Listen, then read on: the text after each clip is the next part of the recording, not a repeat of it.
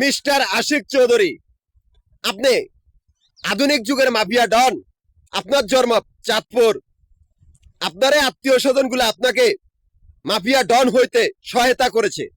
আপনার আত্মীয় স্বজন গুলো অন্যের ব্যবসায়িক ব্যাংকের ভিতরে, তাও অবৈধ। এই ব্যাংকগুলোর ভিতরে একমাত্র রাজা বাদশা বা জমিদারদের নাম, কোন আন্দি বান্দির পোলা মাইনের নাম নাই। আপনার আত্মীয় স্বজন কতগুলি আন্দি বান্দির পুতগল বা আন্দি বান্দির মাইন্যা কতটি, যারা ছোট লোক আর বেয়াদব, যাদের জন্ম পায়খানার টাঙ্কির ভিতরে।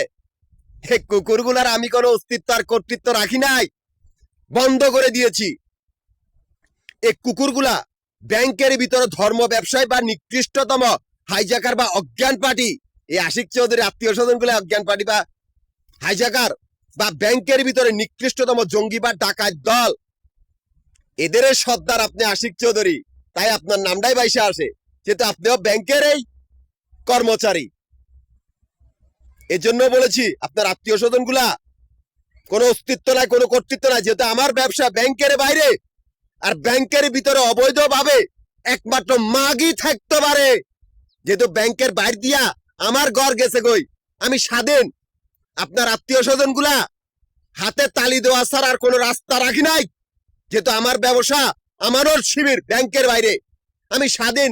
তাই স্বাধীন চলার জন্য নিজের কক্ষপথ নিজে তৈরি করেছি। আমি সেই কক্ষপথে আমি ব্যবসা প্রতিষ্ঠান স্থাপন করেছি। সেই কক্ষপথের 3টা ক্যাশ কাউন্টার, মিরপুর, নবাবপুর, মতিঝিল, এই 3টা জায়গার ভিতর আমার আবাসিক বাড়ি করার হোটেলের ব্যবসা হিসাব করা হইতাছে। এখান থেকে আমার অ্যাকাউন্ট চলে। অথচ আপনার আত্মীয় স্বজন গুলো আমারই ক্যাশ কাউন্টার গুলোর সামনে আমারই কাগজপত্র চুরি করছে। ওরা আমারে বিপদে ফালাই দিছে। এই আপনার আত্মীয় স্বজন গুলারে মারার জন্য আমি আমানত শিবিরের বাহিনী নিয়োজিত করেছি। যেহেতু ওই জায়গার ভিতরে আমি ছাড়া কেউ আর মাতব্বরি করতে পারবে না, ডাইরেক্ট কল্লা কাটবে। এই আপনার আত্মীয় স্বজন গুলা ব্যাংকের ভিতরে, যারা হাতে তালি দেওয়া ছাড়া রাস্তা নাই। ব্যাংকের বাইরে আমার ঘর, আপনার আত্মীয় স্বজনদের ব্যাংকের ভিতরে।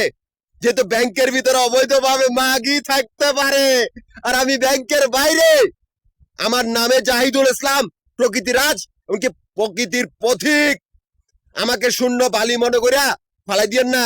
আমি মরুভূমি সেই উড়ন্ত বালি, যে যার চোখে পড়ে সেই লোকটাই বুঝে আমি কি জিনিস। আমি প্রকৃতির একটি পরমাণু বা প্রকৃতিরাজ বা পৃথিবীর মালিক।